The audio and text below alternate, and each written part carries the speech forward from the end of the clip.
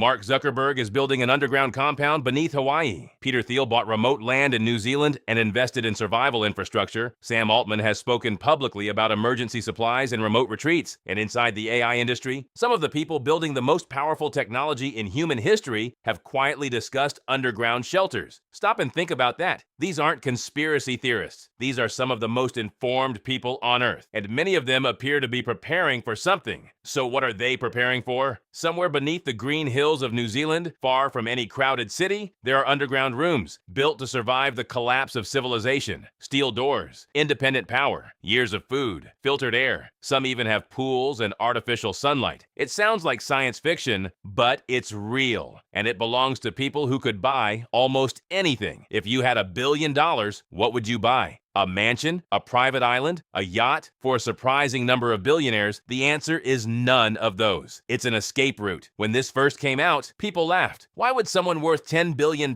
worry about survival? Money buys safety. Money buys options. Money buys influence. So why prepare for catastrophe at all? Here's the answer. The wealthiest people in the world don't see the world the way we do. We see the lights turn on. They see the grid behind it. We see food on the shelf. They see the supply chain that put it there and how many places it could break. And once you can see the machinery, you start noticing how easily it could fail. Not because you're paranoid, because you're informed. In 2017, a media theorist named Douglas Rushkoff was invited to speak at a private event. He expected a talk about the future of technology. Instead, he found himself sitting across from 5 billionaires who didn't want to talk about technology at all. They wanted to talk about survival. For almost an hour, they asked him questions that sounded less like business strategy and more like disaster planning. How do you keep control of your security team after society collapses? How do you protect your supplies once money stops meaning anything? What happens to loyalty once the systems that enforce contracts and laws stop existing? And then, the question that stuck with him the most. If everything falls apart, is it better to have your bunker in Alaska or in New Zealand? These weren't paranoid people sitting in a basement. They were some of the most connected, most informed people alive. And they were treating the end of the world like a logistics problem to be solved in advance. That's what unsettled Rushkoff. Not the questions themselves, how calmly they were asked. This is where New Zealand enters the story. For the last 20 years, it's quietly become the top destination for billionaire survival real estate. Why New Zealand specifically? Why not Switzerland or a private island somewhere warmer? The answer comes down to geography. Politically stable, has abundant farmland and fresh water, and is genuinely difficult to reach quickly in a crisis. To most people, that sounds like a forgettable vacation spot. To someone planning for civilization-level risk, it's close to perfect. Peter Thiel understood this before almost anyone else. The PayPal co-founder became a New Zealand citizen under unusual circumstances. He didn't live there, didn't build a business there. He simply quietly acquired remote land and invested heavily in the country. To outsiders, it looked excessive. Inside Silicon Valley, people understood exactly what it meant. Not financial insurance, civilization insurance. LinkedIn co-founder Reid Hoffman once said that buying property in New Zealand became a kind of code phrase among the ultra-wealthy. They weren't just buying a house. They were buying an exit. And once enough people independently arrive at the exact same unusual decision, it stops looking like a coincidence and starts looking like a pattern. That pattern doesn't stay contained to New Zealand. Mark Zuckerberg's compound on the Hawaiian island of Kauai was reported to include a massive underground structure connected to the main property. Multiple rooms, independent power and water. When asked about it publicly, Zuckerberg downplayed the scale. But by this point, the shape of the story was already clear. Another billionaire, another shelter, another backup plan. You could argue this is just an expensive hobby for people with too much money and too few problems. Private islands and super yachts are eccentric too, after all. Except this list doesn't stop with real estate billionaires. It reaches directly into the companies building artificial intelligence itself. According to reporting inside the AI industry, OpenAI co-founder Ilya Sutskever was involved in internal discussions about building shelters for researchers in case AI systems became too powerful to safely control. Let that sit for a second. These weren't outside investors hedging a bet. These were the engineers actually building the technology, planning their own exit from what they were creating. None of this proves a specific disaster is coming, but it raises a question that's genuinely hard to dismiss. Why are the people who understand a technology best also the ones most prepared to escape what it could eventually do? Here's a possible answer. The people building the future aren't reacting to headlines. They're trying to think years ahead. The same instinct that built their fortunes in the first place. What happens next? What could break? Where's the failure point nobody else is looking at? That instinct doesn't switch off once they're rich. So the bunker isn't really the story. The bunker is just the visible part of how these people already think. You already saw a small, real-world version of this during COVID.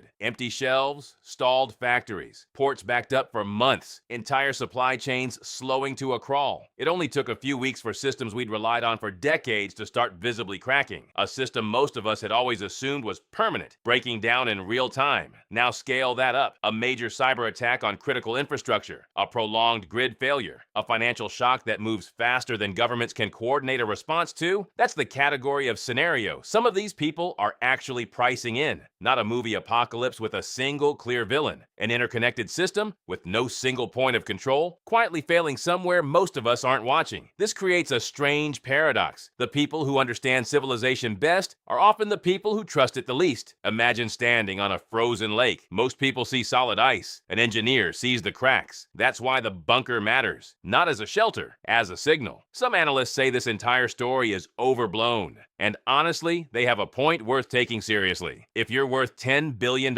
spending a few $1,000,000 on a backup property is roughly the same as an average person buying a smoke detector. It doesn't mean you expect the house to burn down tomorrow. It just means you can comfortably afford to prepare for the 1% chance that it does. That's fair, but it still doesn't fully explain why so many unrelated billionaires landed on the exact same backup plan. Why New Zealand specifically, instead of dozens of other remote places? Why underground specifically, instead of just a remote house above ground? Why now specifically in this particular decade? One person doing this is a quirk. Dozens of the most informed people on the planet independently doing it is something closer to a signal. Because here's what actually separates these people from everyone else. It's not the bunkers, it's not even the money. It's how early they see the risk coming. This isn't a new idea. Throughout history, the people with the earliest access to information have almost always had the most time to react, and the most options once they did. Information moves a lot like money. It compounds, and it reaches certain people years before it ever reaches the rest of us. By the time a risk shows up in headlines, the people closest to power have often already priced it in, planned around it, and quietly built their own exit from it. That's the real divide here. Not bunker or no bunker. Early information or late information. So maybe the bunkers never get used. Maybe they sit there for decades as the most expensive insurance policies ever built, and absolutely nothing ever happens. That's entirely possible, but that's almost beside the point, because the real story was never really about whether the bunkers get used. It's that some of the smartest, wealthiest, most informed people alive looked closely at the world the rest of us live in every day, and quietly decided they needed a way out of it. Not because they know something concrete that we don't, but because they understand something most of us would honestly rather not think about. The systems we depend on every single day are powerful. They're also far more fragile than they look from the outside. And the people who built those systems, the ones who understand them best, are often the ones who trust them the least. Maybe that's nothing. Or maybe it's the most important signal of all.